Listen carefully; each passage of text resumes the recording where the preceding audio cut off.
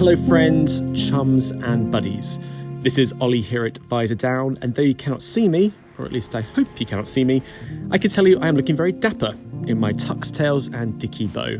Why so smart? Well, I have some awards to hand out today, so I thought I'd make the effort. And then I remembered this is a voiceover and you cannot see me, but it's fine. I don't do refunds, but it's fine. Anyway, back to more important matters.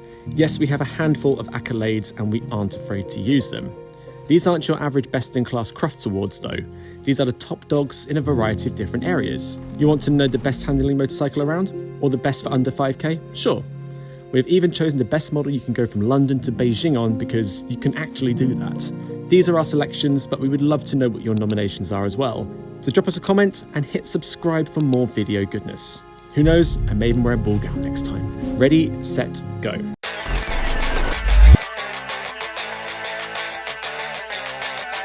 Big engine sports bikes may provide the best blend of power and grip, but if you really want poise, you need to slice a few hundredths off the CC.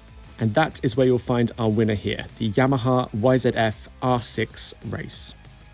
We had to break out the hankies a few times in the last 12 months at the loss of a few dearly departed motorcycles that just didn't make the Euro 5 cut, and were therefore consigned to the big scrapyard in the sky.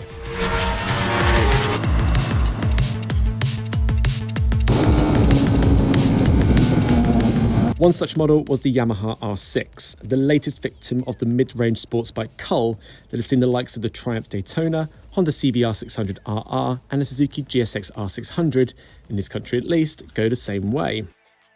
But before you begin blubbing as well, I have some good news. The Yamaha R6 actually lives on. It's become a track-only model though, because it is at the race circuit where emissions targets become the dirty word and it doesn't apply. At just over £12,000, it's pretty good value if you spend your Sunday fun days chasing lap times at your local circuit. And while it doesn't quite rival the R1 down the straights, it sure makes up for it in the corners. This screamer is sharp, light and lavished with electronic trickery, meaning you have smiles for miles of laps, whether you're a novice or one of the 21 riders who campaign it in the World Supersport Championship. And if you did want to get out on the road, well, there are still some of the end-of-line road-going models still to be had.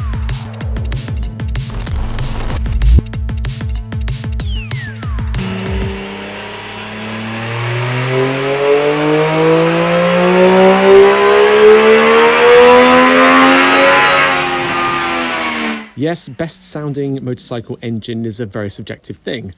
A generation of men will go weak at the knees of the GP500.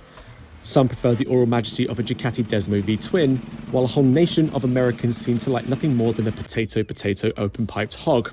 However, for us, you just can't beat the sound of a triple. And so our favourite sounding three-pot engine is... step up the Triumph Street Triple 765 RS. Yes, there are bigger, boomier, audibly orgasmic sounding engines out there, but for a sweet, distinctive tune with a raw, sportier tint, the 765 engine that powers the street trip is what we'd wake up to as an alarm each morning. With a class-leading 121 brake horsepower, a beautifully progressive mid-range, immaculate fueling, and all the electronics you could want, it's a soundtrack that rouses your soul each time you twist a key. And what's better than the sound of one Triumph Street Triple 765 RS? How about a symphony of Moto2 race machines using the same engine, pinning the throttle off the grid all at the same time? That's just music to our ears.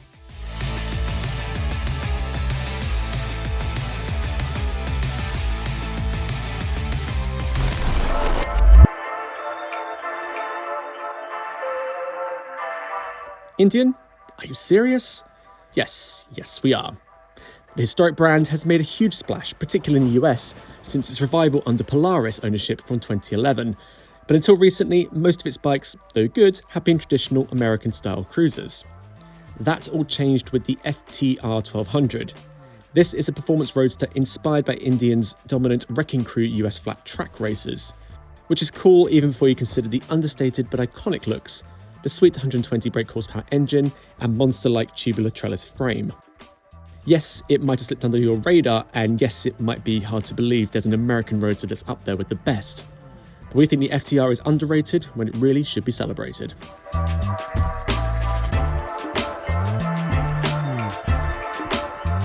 Did you know you can ride from London to Beijing completely by road?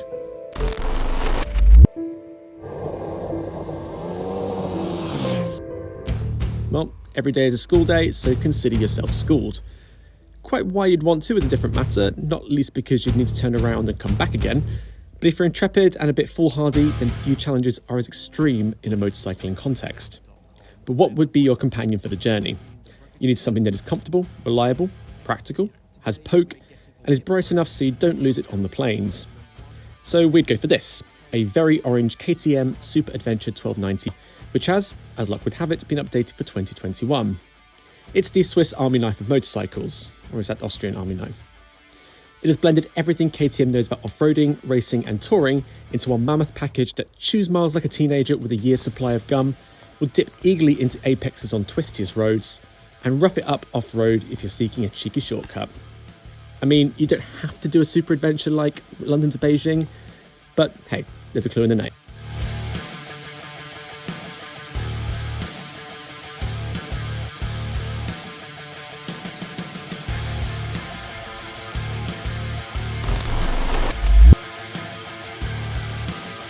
Oh, how times have changed. Once upon a time, you could spend £5 on a premium motorcycle and still have change for a chippy tea on the way home. Now you need to save hard, remortgage or marry rich, or all three, for a sniff at a new motorcycle with all the gubbins. But fear not, there are still some great value motorcycles out there, which might explain why this, the Benelli TRK 502, has been such a success, in Italy anyway, where it is the best-selling motorcycle there right now. We don't see many in the UK, which is a shame because this is a mid-adventure bike with butch styling, perky 47 brake horsepower engine and some eager off-road capability, even if you shouldn't perhaps go anywhere with it. And at £4,999, you have just enough change for, well, maybe half a chippy tea.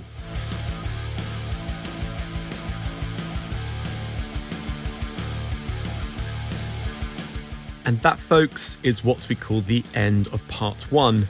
Because, guess what? We have a part 2 coming your way very soon.